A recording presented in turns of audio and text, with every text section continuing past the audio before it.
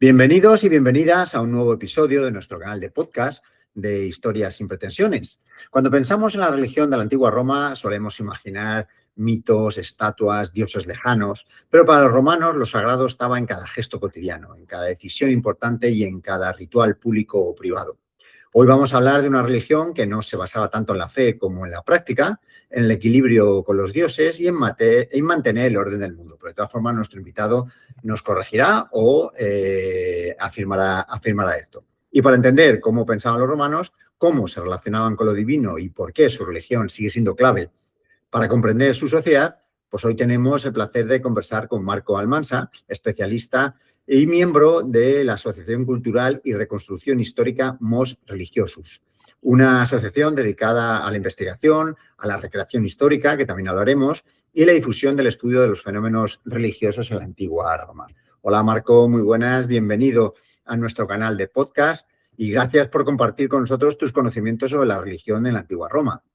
Bueno, muchísimas gracias, Toño, y a tu canal Antonio, a tu canal de Historias sin pretensiones, porque es mi primera vez en tu casa virtual, lo cual para mí es un gran honor, porque además he oído hablar mucho de ti y muy bien, y a partir del grupo de divulgadores de la historia, así que para mí es un placer estar aquí en tu casa y poder haber sido invitado para poder hablar un poco de la religión romana, un ambiente, un elemento de la antigüedad un tanto desconocido y curioso, como vamos a ir viendo en el día de hoy. Yo tenía muchas ganas de hacer esta entrevista precisamente por esto que acabas de decir y espero que sea la primera y que haya más luego para hablar de temas más concretos. Bueno, pues con Marco vamos a desmontar tópicos, explorar rituales, creencias y mentalidades y acercarnos un poco más a cómo era vivir y convivir con los dioses hace más de 2000 años. Pero antes de meternos de lleno en el tema, Marco, háblanos un poco de ti y de la asociación.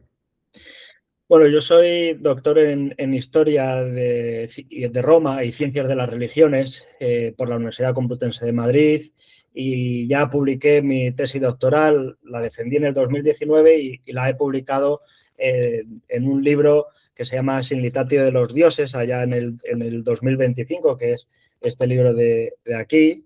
Luego te pasaré el enlace y la página, sí. La imagen. Y entonces, a partir de mis estudios de religión, pues profundicé en esto de la recreación, ¿no? De todas formas, la recreación histórica la llevo haciendo desde el año 2007, ya ha llovido mucho desde entonces, pero es verdad que la Asociación Cultural y de Recreación Histórica Mos Religiosus se especializa en el aspecto religioso, ocupamos un nicho dentro de la recreación como asociación especializada en esto, pero no quiere decir que no hagamos otros ámbitos, ¿no? Porque recreamos también el aspecto civil sin el elemento religioso y el aspecto militar sin el elemento religioso o con el elemento religioso también, por supuesto, ¿no?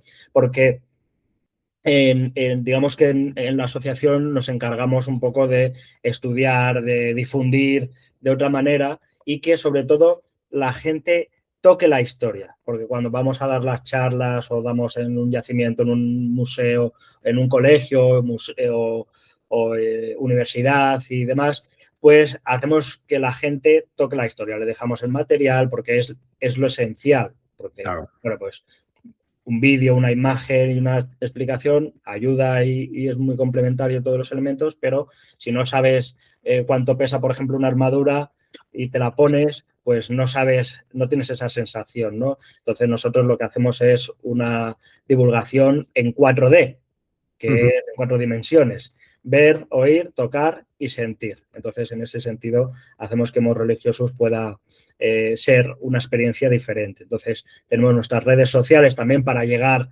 a más público, ¿no? En Facebook, Instagram, YouTube, TikTok para la juventud y, bueno, pues nuestro correo electrónico mosreligiosus753 del año de la Fundación de Roma @gmail.com para que la gente también nos pueda preguntar dudas y sobre todo asociarse, que también la gente puede asociarse, tanto hombres como mujeres pueden unirse a la asociación y aprender y viajar de una forma diferente a la antigua Roma.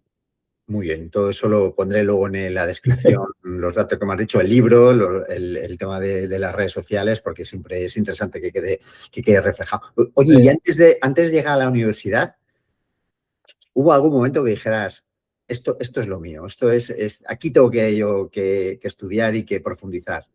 Sí, porque justamente cuando estaba haciendo la carrera, cuando todavía había licenciatura en historia Eso me suena. y no el grado, es decir, bueno, tengo algunos años, eh, eh, sentía que no era suficiente, ¿no? Que sí, está muy bien, ya digo, como antes comentaba, de una explicación, un libro, unas imágenes o unas películas, y estaba bien, pero yo quería aprender de otra manera, quería sentir la historia. Entonces, te estoy hablando allá en el año 2007, me introduje en el mundo de la recreación histórica precisamente como una forma de vivir la historia, porque una cosa es aprenderla, la parte teórica, y te pueden decir muchos datos, te pueden decir mucha información, pero lo ideal es vivirlo, sentir como si fueras tú un propio romano o una romana.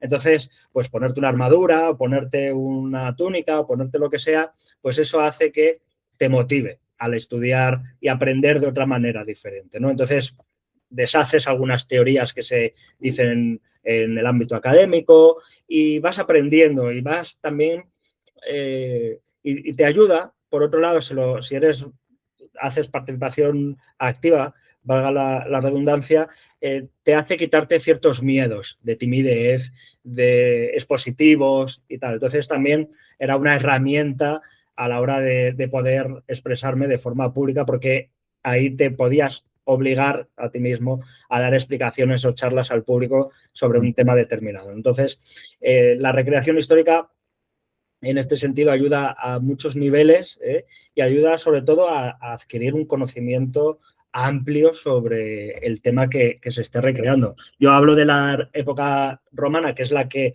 he recreado desde el 2007, aunque muy, muy puntual, un poquito de Segunda Guerra Mundial y un poquito de tercios, ¿no? Algún día así puntual o medieval. Pero es verdad que la romana, que es mi pasión, que es por donde yo he empezado con toda la carrera y desde muy, muy jovencito ya me gustaba la historia de Roma, pues en este sentido, pues la recreación histórica permite vivir la historia de otra manera, ¿no? Además, se complementa muy bien. Yo el año pasado hice bastantes entrevistas a recreadores históricos y todos coincidían a lo que estabas diciendo, ¿no? Esa visualidad, eso que alguien te pueda preguntar, un niño, por ejemplo, recuerdo que me decía, no, claro, es que cuando el niño toca y toca el pantalón, me acuerdo que era un soldado británico de la Segunda Guerra Mundial, y toca el pantalón y le preguntaba, oye, pero esto pica. Y claro, es que no es una película, es que lo tienes Claro. ahí delante, no es un museo que tienes un maniquí y un soldado allí vestido, ¿no? Es una persona de carne y hueso que refleja lo que era esa persona, pues no te quiero contar ya, una persona de hace 2000 años, o sea, es más impresionante todavía.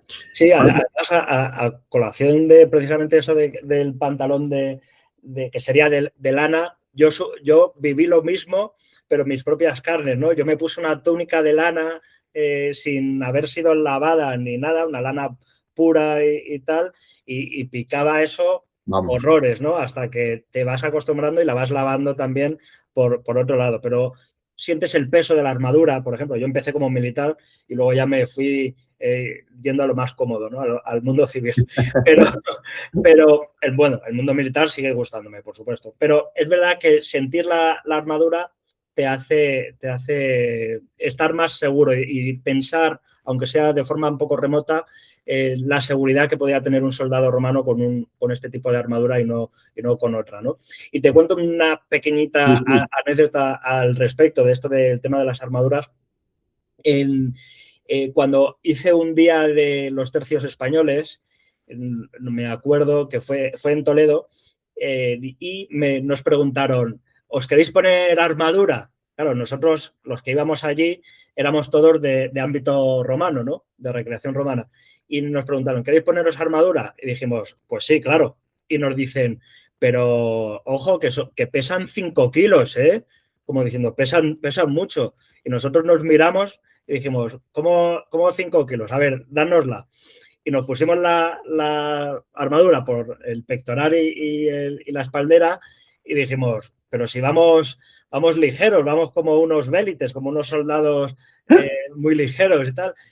Y no, y teníamos la sensación de no ir seguros. Ya. De no ir seguros, porque estábamos acostumbrados en el cuerpo a llevar una segmentata, una cota de malla que pesa en torno a los 15 kilos, 10, 15 kilos aproximadamente, ¿no?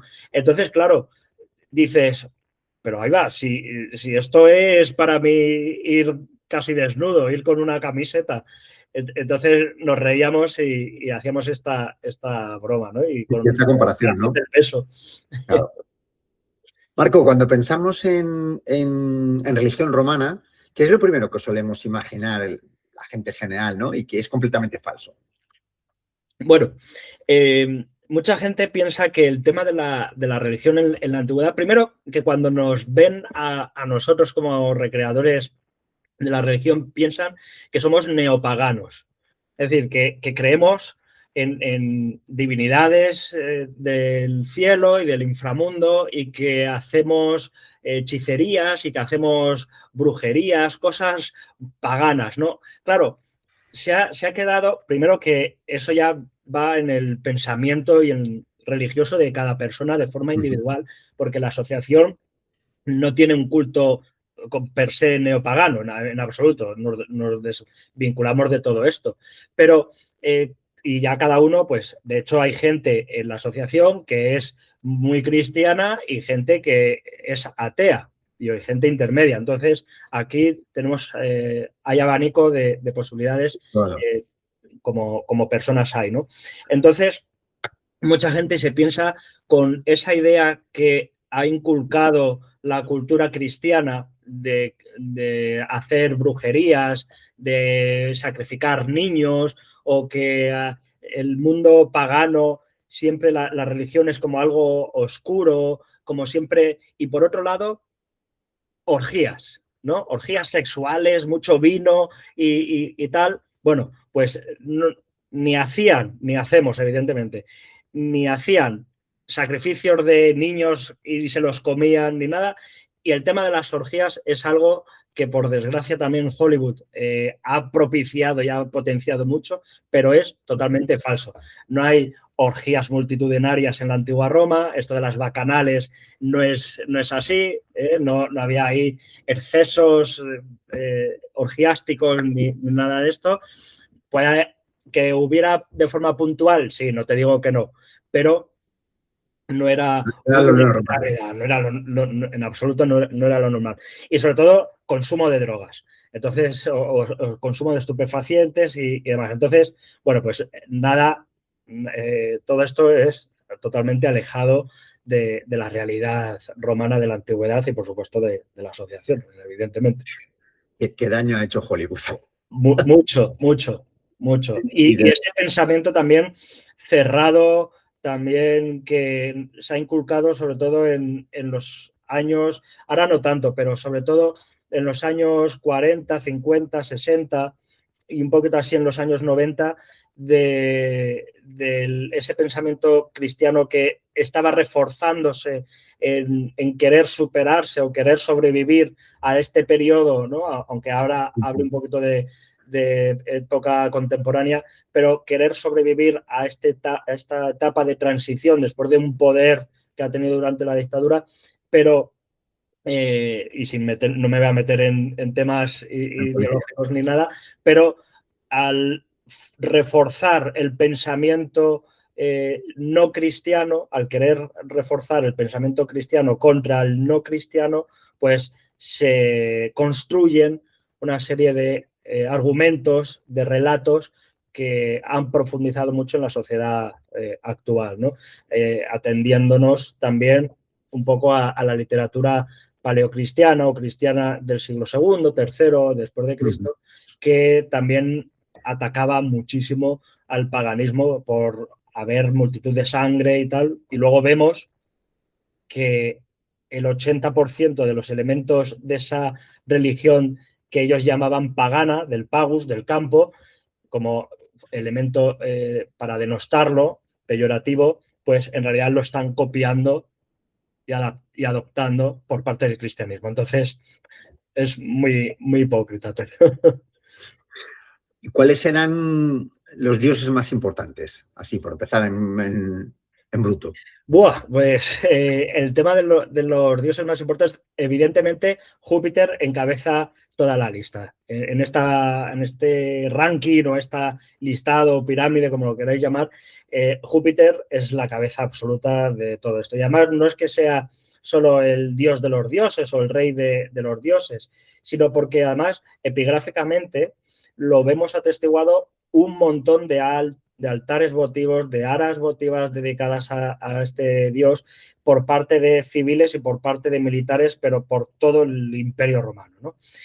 Pero, claro, un dios como este Júpiter no podría actuar solo si no tuviera una pareja, en este caso Juno, su esposa, que también es importante en Roma porque aparece no solo como divinidad del matrimonio, sino como divinidad también de los partos, ¿no? Como Juno Luquina, la que da a luz, ¿no? Por eso nosotros hemos heredado esa expresión de dar a luz, es decir, ir hacia la luz, ¿no? En el tema del parto, encontrar de la oscuridad al exterior, que es la luz.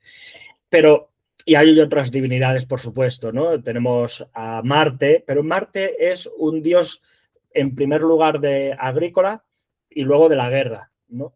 Porque el calendario romano empieza en marzo, en un primer momento. Luego ya con las reformas ya empezará en enero. Pero agrícolamente, Marte es un dios de la agricultura. Luego se convertirá en dios de la guerra porque precisamente en marzo, que tomas el nombre de esta divinidad, de Mars, empezaba también la guerra. Entonces, ambas funciones se ligaron hacia una misma divinidad, ¿no? Y Marte es una guerra ordenada, estructurada, frente al Ares griego, que es una violencia, una guerra caótica, una guerra desestructurada, muy, muy violenta, ¿no? Podemos imaginarnos incluso, no sé si conocerás el juego del God of War, que el personaje es Kratos. Kratos es poder en griego y es un espartano, un personaje espartano y es una guerra violenta, ¿no? Y se enfrenta a los dioses y demás. Y entre ellos se enfrenta a Ares. Y Ares hace una guerra violenta en este sentido, ¿no? Y entonces, bueno, pues tendríamos a Apolo, que es el de la salud, a Ceres, que es el de la agricultura, a Diana, que es de la caza, de los bosques o de la luna. Tendríamos también a Vulcano, que es de los volcanes. Por supuesto, a Mercurio, que es el de los mensajeros y también de los negociantes y ladrones o comerciantes.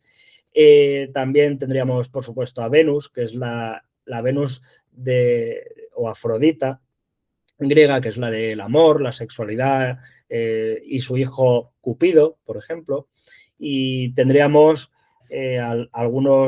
Poseidón o Neptuno, en este caso, que es de los mares, de los océanos. Bueno, tenemos, digamos, como una especie de espejo de la mitología griega, pero en la mitología romana, porque la mitología romana se bebe de la griega profundamente, ¿vale? Entonces adopta ese panteón griego, por así decirlo, y lo adopta con nombres de los pueblos itálicos como etruscos, umbros, sabinos y demás, y lo adapta con esa mitología itálica que va adoptando. Pero evidentemente dentro del panteón romano, a diferencia de otras culturas, tiene más de 100.000 divinidades. Ostras. Entonces, podríamos estar aquí a lo mejor un día entero prácticamente diciendo todos los nombres de estas divinidades, ¿no? Algunas de ellas son muy curiosas porque, por ejemplo, tenemos divinidades en las ventanas, tenemos divinidades, 4 o 5 divinidades en las puertas, o divinidades, por ejemplo, para el parto, o para tener un embarazo, para que esté, imaginémonos, aunque suena un poco así escatológico y un poco digamos, voyeur, cuando a lo mejor se hacen relaciones sexuales con una pareja para tener un hijo, en ese momento están a tu lado 2 o 3 divinidades animándote a que fecundes a tu mujer, ¿no?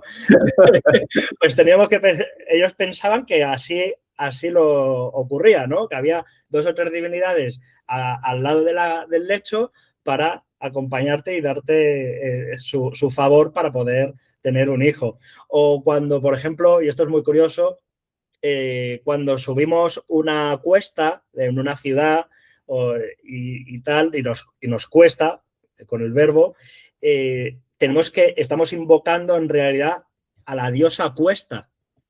La diosa cuesta es la diosa de las pendientes. ¿no? Entonces, entonces tenemos que hacer, no iba a decir rezar, porque rezar es más del elemento cristiano, pero sí tendríamos que pedir el favor a la diosa cuesta para que nos ayude a superar su pendiente, ¿no? Pues cosas así, tenemos del nacimiento, de la muerte, por supuesto, también hay divinidades.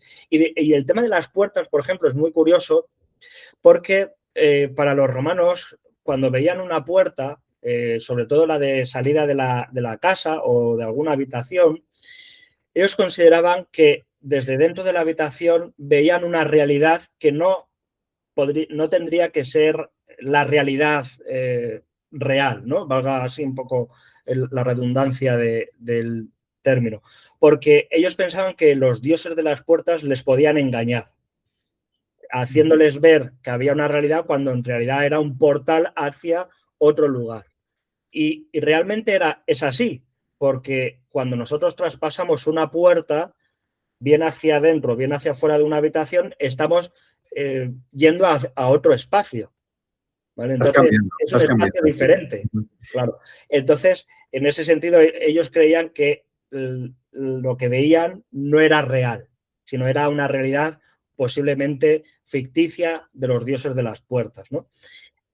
También eran utilizados para evitar que entrara en la casa maldiciones y mal de ojos, etcétera, etcétera, ¿no? Entonces, pues eso hablaremos también un poquito del tema de amuletos y maldiciones y tal, si te parece.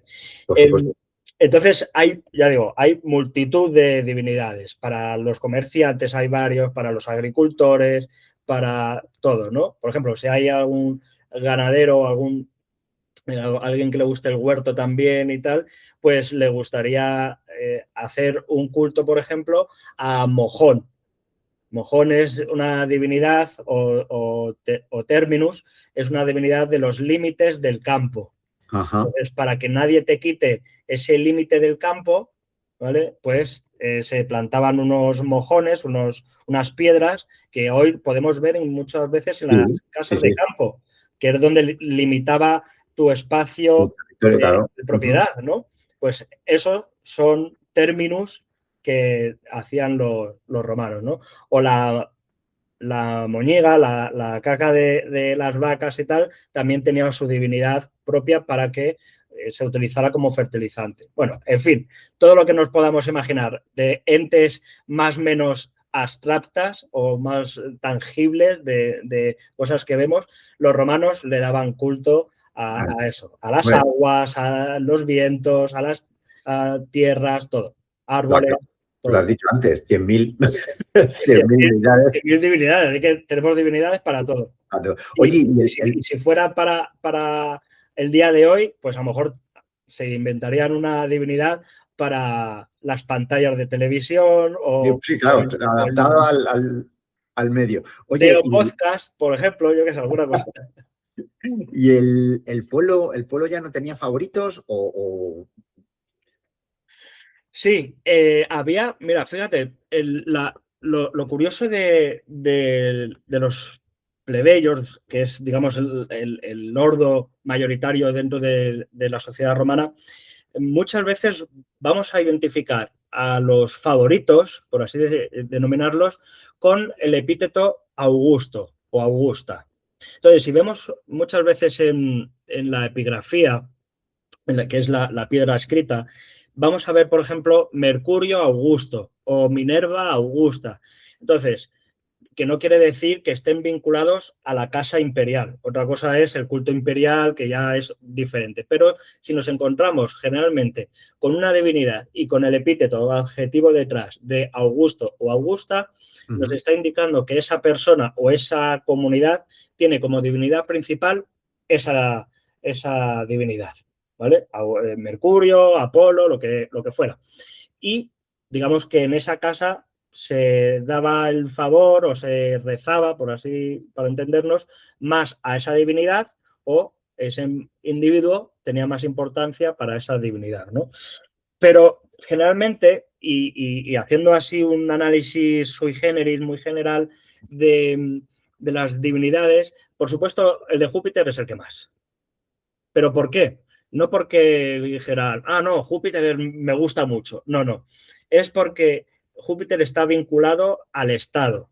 Y estar vinculado al Estado es ser leal al Estado. Y luego ser leal al emperador cuando ya aparezca el Principado o el Alto Imperio, ¿no?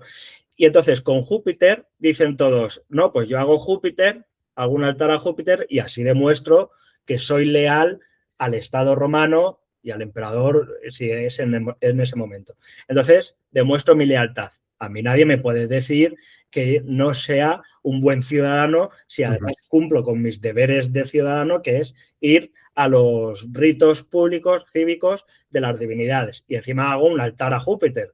Más leal no puedo ser. No se puede mostrar más esa... Claro, más lealtad. ¿Era el favorito? Forzadamente sí. Por lealtad, sí. Ahora, que sea el favorito, no. Porque, ya digo, nos encontramos a través de la epigrafía esas divinidades con el epíteto adjetivo Augusta y nos está indicando que esos son los preferidos. Y uno de ellos, sobre todo, es según el ordo y según el género. Porque muchas mujeres hacen más, por lo general, esto habría que hacer un estudio mucho más profundo y sería casi interminable de todas formas, pero el estudio, porque las mujeres generalmente hacen un sacrificio, un altar votivo hacia divinidades femeninas, sobre todo Diana, y los hombres hacen más sacrificios y altares votivos a divinidades masculinas. Esto es también depende de... Hay muchos otros factores, por ejemplo, la edad. También, dependiendo de la edad, los más mayores pues hacen divinidades más hacia la salud. Los jóvenes hacen más divinidades hacia divinidades de la fortuna, del negocio, de Mercurio, de la valentía. Mujeres jóvenes, pues a Diana, porque quieren quedarse embarazadas, o Juno Luquina, porque quieren tener un buen parto. Jóvenes hombres, pues suelen ser a Hércules, a Marte, a Júpiter, evidentemente, lo descarto, pero generalmente son estas divinidades. Evidentemente, esto es muy reducido lo que estoy diciendo, pero es verdad que popularmente tenemos más o menos esa... Y por lo que nos estás contando, yo tenía la siguiente pregunta, pero vamos, casi se contesta sola, ¿no? ¿El ateísmo existía o es un término muy, muy moderno, ¿no? O sea, no, la religión estaba metida en el ADN de los ciudadanos. El ateísmo estaba más extendido que la creencia en la antigua Roma. Toma ya. Mito fuera. ¿Por qué? Porque, sobre todo, y esto es una cosa que también es muy importante a la hora de entender la religión. Para la élite, digamos, para el ordo, digamos, patricios, los senadores y los equites, en este sentido lo que hacían, en mi opinión, creían menos en las divinidades que lo que sí lo creía, digamos, el pueblo llano. ¿Y por qué? Porque justamente la élite senatorial, sobre todo en época republicana, utilizaba la religión como instrumento para el beneficio personal y de su facción política. En este sentido, por ejemplo, tenemos muchos casos, y ya digo, por ejemplo, en mi libro de Sinlitatio de los Dioses hablo de muchos casos de este tipo y hablo algún caso también de ateísmo al respecto. Y en este sentido nos encontramos con una instrumentalización de la religión y de en particular del sacrificio, de la institución del sacrificio, para beneficio propio. Por ejemplo, imagínate, y tenemos varios casos de esto. Imagínate que te quieres presentar como un magistrado del ámbito de la facción popular y yo soy de la facción Optimate. Entonces tú te vas a presentar a cónsul y yo, que soy el líder o uno de los miembros de la facción Optimate, digo, ahí va, si él es mi competidor directo o me va a quitar el puesto porque él además tiene como más papeletas, más votos para tener el cargo, ¿no?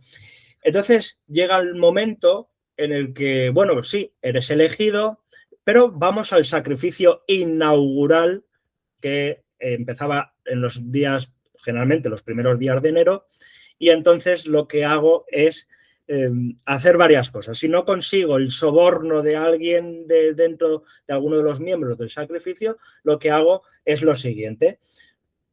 Y ocurre, y tenemos un texto al respecto de esto. Había un momento en el sacrificio en el que no podía haber ningún tipo de ruido. Tenía que haber absolutamente silencio. Entonces, si se producía un ruido, se paraliza todo.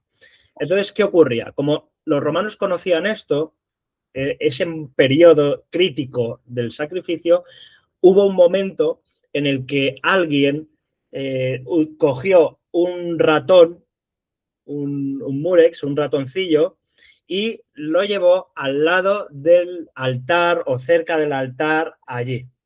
De tal forma que lo que hizo es pinchar al ratoncillo para que el ratoncillo chillara y el sacerdote que estaba en ese momento haciendo el sacrificio inaugural con un buey blanco y tal, parece ser que se oye y dice, ahí va, se ha producido un prodigium, es decir, una señal anómala y en un momento en el que no tenía que haber producido ningún ruido. Y esto es una señal de los dioses que indicaban que esta persona, en este caso tú, no te puedes presentar al cargo y por consiguiente tienes que dimitir de tu cargo en esos primeros días de enero y tu facción pierde poder a favor de la mía, que yo sí me puedo presentar y mi sacrificio sí saldrá bien, porque tengo a todos comprados y no hay nadie que haga esto, ¿no?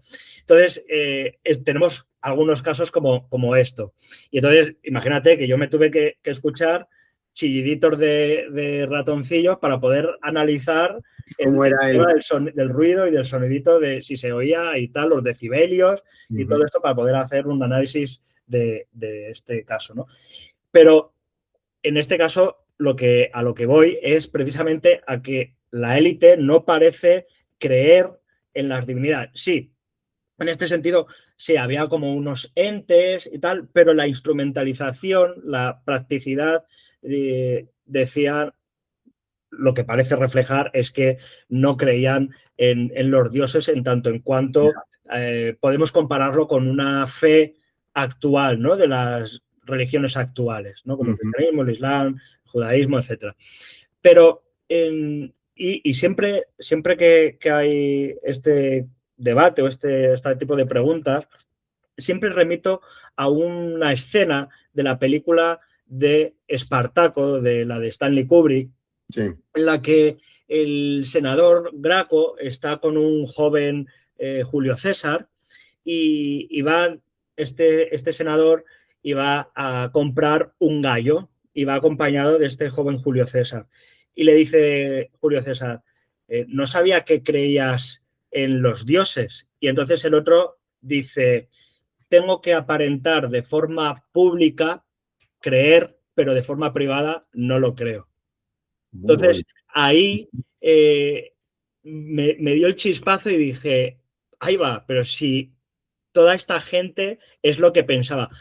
Otra cosa es ya el pueblo y demás, el pueblo llano, que podían ser instrumentalizados a favor de una facción u otra y un pensamiento ideológico u otro, y también las necesidades y sobre todo, que esto también es muy importante, el grado de superstición que tendrían. ¿Vale? Porque hay muchos que sí tendrían un grado de alto de superstición, entonces creerían que la vida iba a ser maravillosa o que iba a ser perjudicial si no cumplían correctamente los pasos del ritual, porque muchas veces incluso Cicerón nos dice, no es que la superstición es la exageración de la religión. Bueno, pues ahora vamos al tema, por ejemplo, sacrificial y lo analizamos y decimos, claro, si en un ritual sacrificatorio no salía bien a la primera, pues había que repetirlo. ¿Para qué había que repetirlo? Precisamente para evitar que los dioses o ese dios al que estabas sacrificando no te castigara. Por tanto, había superstición, porque si no te importara que saliera mal, pues no repetirías el sacrificio, ¿no? Sí, hasta que Entonces, había que repetir el sacrificio tantas veces como fuera necesario para que tuviéramos una aprobación, lo que se llama litatio, ¿no? Y, de hecho, Plutarco, un autor griego que escribe en época romana, nos dice que los romanos eran tan supersticiosos que tuvieron que repetir algunos sacrificios hasta 30 veces. Hasta que dieran con el resultado que querían. Hasta que dieran con el resultado que querían. De hecho, en el análisis que hago en la tesis y en el libro, indico que del 90 al 95% de los sacrificios en la antigua Roma salían mal. Por una cosa o por otra. Pero los romanos, que eran muy listos, dijeron, claro, no podemos estar repitiendo sacrificios detrás de otro, porque hay un pastizal, nos gastamos mucho dinero en un solo sacrificio. Imagínate si tenemos que duplicarlo o triplicarlo. Bueno, pues lo que ellos hicieron, una cosa muy lista, esta sociedad romana, es hacer un sacrificio previo al principal, es que se llama el sacrificio peris faciundi, y es el sacrificio antes de, digamos que es operar o crear un sacrificio previo al principal. Entonces, si el principal, por cualquier cosa, que el animal se escapara, que se cayera al arúspice, al ayudante, las vísceras, que hubiera un viento, que cualquier error que ocurriera, se anulaba automáticamente y se continuaba el ritual pacíficamente, sin haber destrozado ni haber necesidad de repetir ese sacrificio. Hicieron uno antes y ya pues ya sale bien, sí o sí, aunque haya cualquier falla. Y nos ahorramos una pasta. Eso.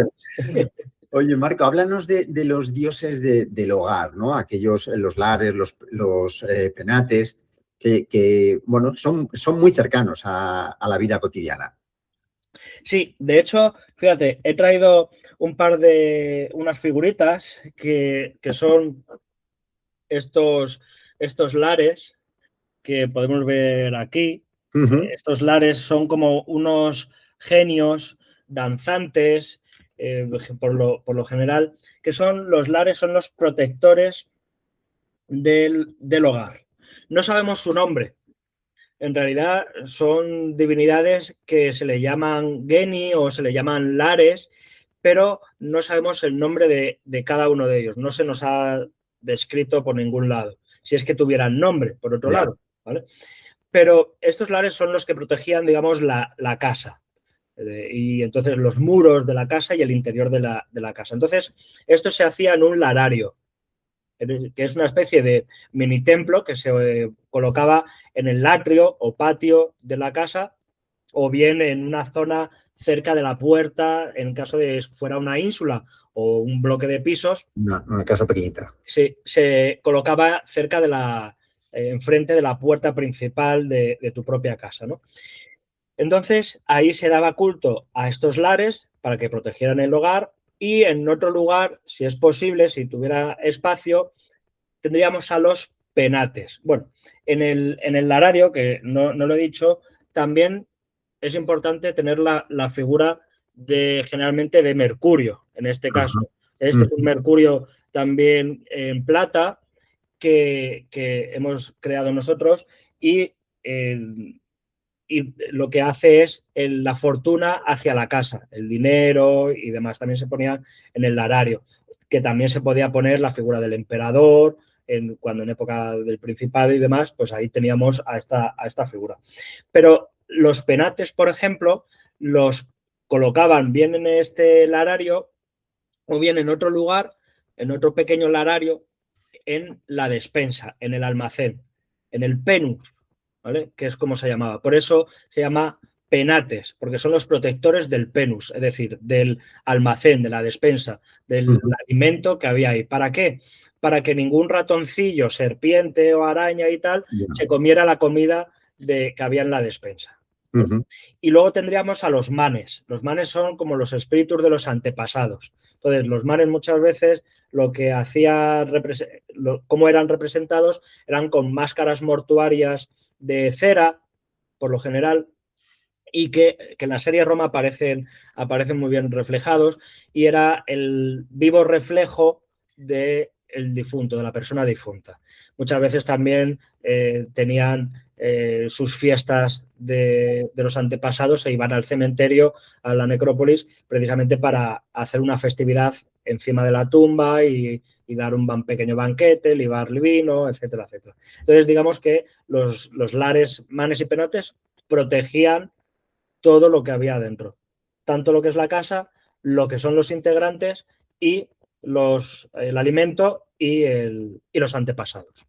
Cosa que, por cierto, perdona, la estructura la estructura del lares no, pero la función de los lares se ha trasladado hasta el día de hoy en muchas casas, sobre todo en los años 90 y desde los 50 a los 90 aproximadamente, y seguramente a día de hoy alguien lo pueda tener, cerca de la casa, en la cómoda o en la propia habitación personal, hay gente que tienen un altillo, unas figuras, en este caso, pues una estampita de la Virgen, de Jesús, de unas cruces, unos rosarios, unas flores, unas velas. Bien, pues exactamente eso, pero quitando el elemento cristiano y ponemos unas figuritas de los lares y demás, estaban haciendo exactamente lo mismo que hace 2000 años.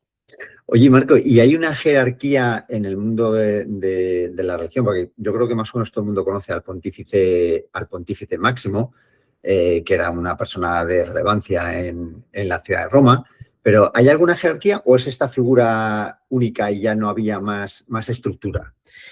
La cabeza de todo, sobre todo en época republicana, es el Pontifex Maximus. Luego en época imperial será el mismo Pontifex Maximus, pero ocupado por el Princeps, por el emperador. Y a partir de ahí, pues todo se dividía en, digamos, diversos colegia o asociaciones o grupos de sacerdotes. Pues tenemos a los pontífices, cada uno tenía una serie de funciones. Los pontífices sobre todo eran encargados del calendario, de las festividades, de juzgar a otros sacerdotes, si hacían algún tipo de delito religioso. Luego tendríamos a los Septemvirii Puloni, que son los encargados de los banquetes sagrados, también son de los más importantes. Los Quindecimviri Sacris Faciundi, que son los encargados de leer los libros sibilinos y esto también es importante, de aceptar o no nuevos cultos que entren en Roma. Entonces, por ejemplo, los cultos que conocemos en Roma, de cultos de origen greco-oriental, por ejemplo, son aceptados en Roma gracias a este colegio sacerdotal. Si no, no los conoceríamos.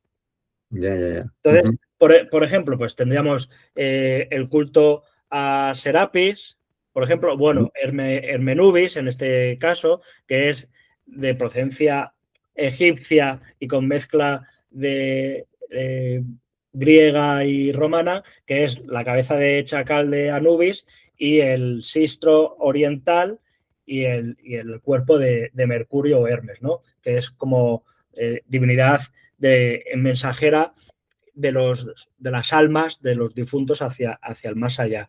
O, por ejemplo, tampoco podríamos aceptar a Mitra, ¿no? Pues no lo conoceríamos si este colegio, por ejemplo, no aceptaba a este dios Mitra, ¿vale? U otras divinidades. Entonces, claro, este colegio también fue muy importante, junto con los augures que adivinaban el futuro o el porvenir a través del vuelo de las aves, mediante este instrumento, el litus. El litus es, digamos, los augures fueron tan importantes en la antigua Roma Tanto es así que, ¿a qué te recuerda este instrumento? Esto es como no sé cómo se llama exactamente la palabra, pero que lo lleva el Papa. Efectivamente, el báculo arzobispal y del papado, precisamente copia esta forma, pero alargada como para apoyarse, precisamente por la importancia que tuvieron los augures a lo largo de toda la República y todo el imperio, incluso con emperadores cristianos, donde había incluso este augur que hacía la adivinación del vuelo de las aves a través de dibujando una cuadrícula con este instrumento. Entonces así veía si de izquierda a derecha era un buen augurio, de derecha a izquierda era un mal augurio. Entonces así podía adivinar si había un buen porvenir o no, ¿no? Es como echarte las cartas o leerte tal, pues en este sentido pues lo hacían con el vuelo de las aves. También tendríamos las vestales, que es ese colegio. Iba a preguntar yo, el papel de la mujer en la religión, que era la representación de las vestales. Claro, pero las vestales, que eran 6, no eran más, como sacerdotisas, y estaban dedicadas, entre otras funciones, a cuidar el fuego de Vesta, del culto a Vesta, que era la diosa del hogar. Y en tanto en cuanto hogar era la ciudad de Roma, no el hogar, no solamente el hogar de casa, de las casas, sino el hogar como Roma, como hogar de todo el orbe o de todo el mundo, ¿vale? Entonces estaban muy vinculadas al Estado y tal. Las vestales tenían que ser vírgenes, desde que eran niñas, que se cogían en torno a los 8 o 10 años, hasta que cumplían 30 años de servicio, ¿vale? Pero no era el único colegio sacerdotal femenino. Lo que pasa es que las vestales es el más conocido, pero es verdad que, por ejemplo, tenemos a sacerdotisas de Diana, sacerdotisas de Ceres, de Prosérpina, por ejemplo, también de Bonadea, en fin, tenemos de Venus, que por cierto no eran prostitutas, las sacerdotisas de Venus. No, lo digo porque hay gente que dice, no, es que las sacerdotisas de Venus son prostitutas. No, es inviable. Es imposible, porque ni ejercían la prostitución dentro del templo, que estaba absolutamente prohibido y vetado este tipo de ejercicios sexuales dentro de un lugar sagrado, ni las sacerdotisas lo eran. Eso es un invento que se hizo a finales del siglo XIX, principios del XX, y que ha calado en ciertas divulgaciones y ciertas publicaciones, pero no es real, ¿vale? Y bueno, tenemos arúspices que hacen la adivinación a través de los órganos, en este caso utilizando un órgano como es el hígado. En este caso es una copia del bronce de Piacenza, que es un hígado de oveja en bronce, y se leía a través de todas las divinidades que aparecen ahí si había un buen augurio o malo, ¿no? También se leía el corazón, los pulmones y tal, pero sobre todo el canal de comunicación más importante era el hígado. El hígado, ¿no? Entonces, pero bueno, tiene de origen etrusco y a su vez tiene origen asirio también, ¿eh? Los asirios y babilónicos también hacían lectura del porvenir a través del hígado. Bueno, tendríamos, y uno de los importantes también es el flaminado. Los flámines son unos sacerdotes que están especializados, digamos, en una divinidad concreta, hacen culto en una divinidad concreta y lo ocupan magistrados políticos. Entonces, tenemos 3 principales, que son los diales mayores, perdón, los flámines mayores, que es el flamen dialis, el quirinalis y el de Marte, ¿vale? Cada uno a una divinidad. Y luego 12 menores, que eran ocupados por plebeyos, ¿vale?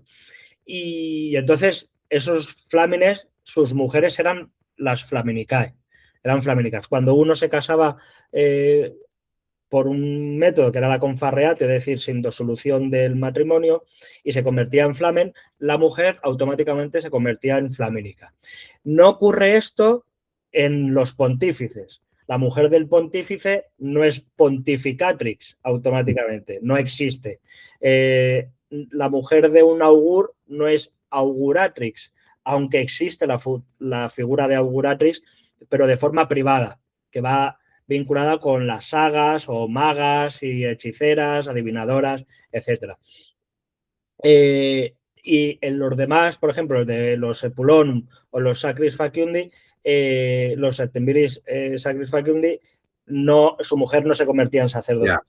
Sí, no va con la pareja. Solo, claro, solo en el Flaminado sí, ¿vale? Y ya tendríamos, no menos importante porque va detrás del pontificado, el Rex y la Regina Sacrorum. Ahí sí tendríamos otra pareja que se convertiría, tanto uno como la otra, en Rex Sacrorum, que es el rey de los sacrificios, ¿vale? Que va con un hacha y tal. Es una figura que parece ser que se hereda de época monárquica y que va en época republicana, pero desapareciendo hasta que llega Augusto y dice hasta luego. Acabó.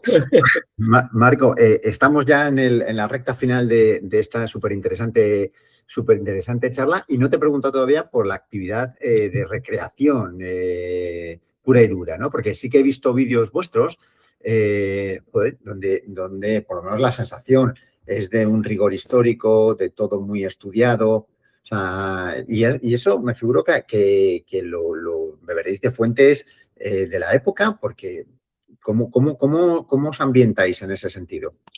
Pues mira, hay una investigación profunda detrás y esto creo que también es importante dentro de la recreación seria y profesional, es que hay una dedicación de mucho tiempo, se aplica mucho tiempo entre bambalinas que lo que se ve en diapositivas o en imágenes o en la propia recreación en el evento. Detrás hay tiempo para investigar fuentes arqueológicas, fuentes literarias en las que buscar piezas o ver cómo se vestían, que en el ámbito religioso lo tenemos sumamente difícil. No hay apenas descripciones en cuanto a vestimenta, sí para otras cuestiones, pero no para la vestimenta, que nos es muy difícil. Tenemos que hacer religiones comparadas a microesferas y tal, entre cultos de la época, descripciones y demás,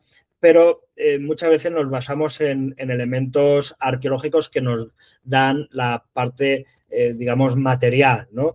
Y uno de ellos, si me permites enseñarlo, sí, por supuesto, es el tema de las tablillas de maldición, ¿no? El tema de las tablillas de maldición, por poner un ejemplo así cercano, tenemos este que es de Sagunto, que va con una moneda aquí, que es una tablilla de maldición. Una suela. Es en forma de suela, pero es muy curioso. Hay tablillas de maldición, mira, por ejemplo, tenemos esta tablilla de maldición que es una especie de H y tal, pero esta también tiene muy curiosidad. Alguna de Córdoba, que tiene esta irregularidad, o alguna redonda, por ejemplo, como tenemos esta de Barchín del Hoyo en Cuenca. Pero esta de suela tiene, y ahora te explico otra también, que es una de las que más me gusta. Esta tiene de suela, la forma, cuando encontramos una tablilla en forma de suela, es porque que luego esto se doblaba y se quedaba de esta manera. Y se atravesaba con un clavo de hierro y se fijaba la maldición, ¿vale? En muchos otros casos lo que se hacía era atarla, en este caso, pues y créeme que lo tiene 365 nudos. Bueno. Los tenemos aquí. Y en otras ocasiones se hacía un muñequito llamado colosoi, que es para una figura femenina o una masculina, que también la tenemos recreada, que lo podéis ver en nuestras redes sociales, y tenemos estas 13 agujas clavadas en esta muñeca. Bien, pues el tema de la suela lo que quiere hacer representar es la pisada, pisar a la persona maldita. Y en este caso de Sagunto es una mujer contra un hombre y lo que dice es precisamente que fulanito, no me acuerdo ahora el nombre, que fulanito se enamore de mí y de nadie más, ¿vale? Y entonces hace la pisada para pisar al maldito, para hacerle sufrir, ¿no? Es es o conmigo o con nadie. Porque luego tenemos otras tablillas de maldición en este sentido, en el que vemos que dice que se le pudran los ojos, que se le caigan las en este manos, sentido, ¿no? que se le pudren los intestinos, todo. Y por último, de esto de las tablillas, quiero enseñarte esta, que aparentemente es algo sencillo, pero es muy especial porque no sé si, bueno, seguro que conoces a Tolkien. Sí. El autor británico del Señor de los Anillos, El Hobbit, El Silmarillion, etc. Bien, pues la historia de esto, y lo cuento muy brevemente, es que encontraron una tablilla primero encontraron un anillo y ese anillo bueno, pues al principio dijeron, bueno, pues es un anillo dorado, todo bien y tal. No lo tengo aquí, lo tengo guardado, no lo he traído. Pero bueno, la cuestión es que años después encontraron esta tablilla de maldición, ¿vale? Y resulta que hay una divinidad que pone Nodenti hacia Nodenti.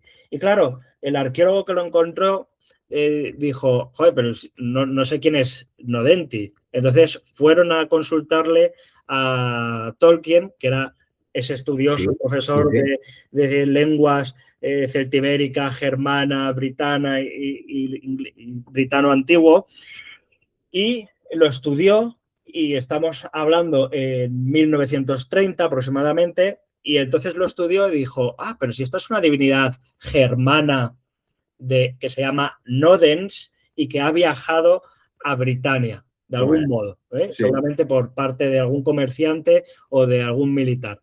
Y resulta que en 1935 él publica un artículo sobre esta maldición y le dicen que hay un anillo. Y dice, un anillo, a ver. Y entonces estudia la comparación entre lo del anillo y la maldición. Y dice, uy, qué interesante. Y aparece en ese mismo año, en 1935, un episodio final, una remodelación de lo que es su historia del Hobbit, y aparece el anillo con una cierta maldición que es la desaparición propia del personaje y el tesoro de Gollum y tal en la caverna, pero aparece poco desarrollado. Y Tolkien dice, wow, esta es una historia, esto es un filón, y en 1956 Tolkien publica El Señor de los Anillos con el tema basado en esta tablilla de maldición, en el anillo que se encontró, basado también el anillo de los nivelungos, etcétera, etcétera. Entonces, a raíz de todo esto, pues con lecturas y arqueología y tal, nos encontramos con historias como esta. Si leemos, por ejemplo, los papiros mágicos griegos, nos encontramos con una maldición en un murciélago, en un murciélago donde se pedía precisamente que a maldecir a una persona y echar, soltar al murciélago o enjaularlo si querías controlarla a la maldición, ¿no? Y entonces nos encontramos también, si nos vamos a autores del siglo II, nos encontramos con una divinidad que es Glicón, que es del siglo II después de Cristo, solo dura un siglo esta religión o este culto, y nos encontramos con ese tipo de divinidades a través de la literatura. Y ya, por último, nos encontramos a Baubo, que es dentro de la mitología y la literatura mitológica romana una divinidad vaginal, por así decirlo. ¿Por qué? Porque está dentro del mito de Ceres y de Prosérpina, que cuando Ceres pierde a su hija, a Prosérpina, y va a buscarla, Baubo aparece por ahí de repente y le dice, oye, qué triste estás. Y le dice, sí, es que he perdido a mi hija, porque ha sido raptada por Hades.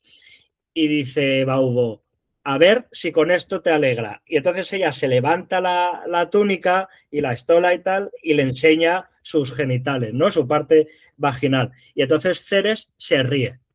Entonces vuelve un poquito la alegría gracias a Baubo, y Baubo será, digamos, una divinidad de la risa, de la alegría, en este sentido, ¿no? Entonces, bueno, a colación de todo esto es precisamente a través de estas fuentes literarias, a través de la fuente epigráfica, iconográfica, sobre todo, y arqueológica, pues desarrollamos, en la Asociación Mos Religiosos, desarrollamos lo que es la recreación, ¿no? Y ya digo que a base de estudios, de análisis de las fuentes en general, podemos hacer algunas de las recreaciones que hacemos en recreación histórica en Mos Religiosos. Entonces, es difícil, por eso no planteamos todo lo que podíamos plantear, por ejemplo, a diferencia de lo militar, pues hay mucho y llama mucho la atención, pero en el ámbito religioso, que en realidad influye y debe estar en todos los ámbitos de la sociedad romana, y estaba y debería estar en la recreación también,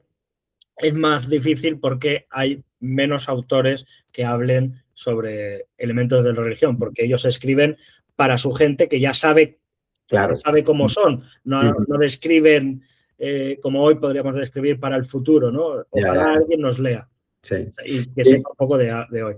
¿Quién me iba a decir a mí que en una charla sobre religión romana al final acabáramos vinculándolo con Tolkien y el Hobbit? Es que bueno, yo soy un apasionado del mundo de Tolkien, tengo ahí aquí detrás, bueno, no se va a ver bien, pero tengo un montón de libros, de cuentos inconclusos, del Silmarillion y tal, tengo el anillo del Señor de los Anillos, la llave de Erebor, todo, y muñequitos y todo. Yo soy un apasionado del Señor de los Anillos y cuando me encontré lo de la tablilla dije, tengo que reproducirla así. Ya está. Bueno, pues hoy hemos escuchado que más allá de los templos y los nombres de los dioses, lo verdaderamente interesante en la mentalidad es la mentalidad que había detrás de todo ello, ¿no? Una religión práctica, ritualizada y profundamente integrada en la vida cotidiana, como nos ha explicado Marco, ¿no? Y quiero agradecerte, Marco, pues por ayudarnos a mirar la antigua Roma con otros ojos y por acercarnos a una forma de espiritualidad tan distinta y al mismo tiempo tan humana. Pues muchas gracias a ti, Antonio, por la oportunidad de explorar un poquito más estos elementos curiosos que en realidad cada uno de ellos da para una charla por sí sola.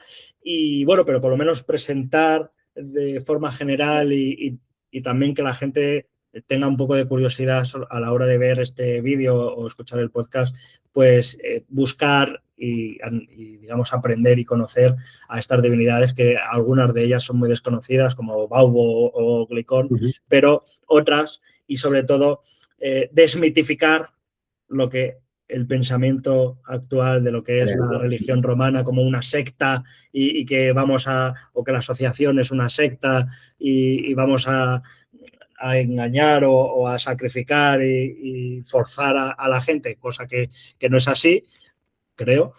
Y no, es broma. Pero el tema es que, bueno, desmitificar un poco lo que es la religión como algo tan negativo como nos lo han hecho durante todos estos años presentar, ¿no? Lo que es la religión antigua, sobre todo. Así que muchísimas gracias y nada, yo dejo mis redes sociales de la Asociación Mos Religiosos a tu disposición para cualquier persona. Sí, yo lo pongo en la descripción que le quiera apuntarse y estamos abiertos para todo el mundo. Así que muchas gracias. Me ha parecido muy interesante porque hemos hecho la verdad es que, como dices, viaje rápido. Es que hay para aquí para horas y horas, ¿no? Entonces hemos hecho una visión bastante global de lo que es la religión en Roma, y esto nos va a dar pie a que en otro momento te llame y hablemos de algún episodio más concreto y más concreto, o sea, no tan genérico como el de hoy. Muchísimas gracias, Marco. Y ya te digo que espero que nos veamos pronto. Pues igualmente, será todo un placer. Encantado de conocerte y de participar en tu canal.